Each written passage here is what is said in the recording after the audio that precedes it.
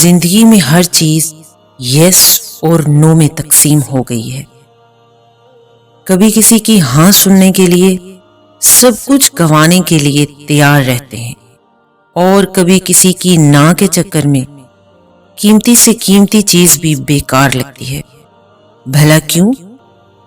کیونکہ ہم زیادہ تر لوگوں کے لیے جیتے ہیں۔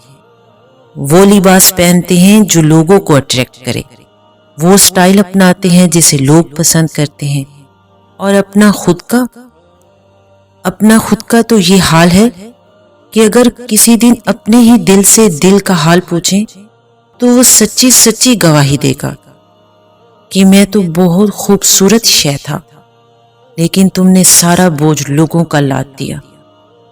زندگی ہماری ہوتی ہے، مگر ہم سارا دن لوگوں کو دکھانے کے لیے جیتے رہتے ہیں۔ کیوں؟ تاکہ لوگ عزت کریں، اور پھر اسی کوشش میں کبھی کبھی ہم اپنی ہی زندگی کو ہرا دیتے ہیں۔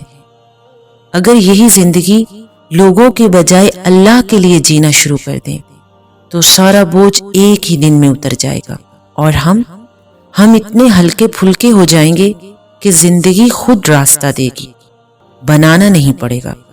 لیکن کیا کریں، ہم آسان کام نہیں مشکل کام کرتے ہیں۔ ٹھیک ہے کرو، لیکن یاد رکھنا، سب سے بڑا روک کیا کہیں گے لوگ۔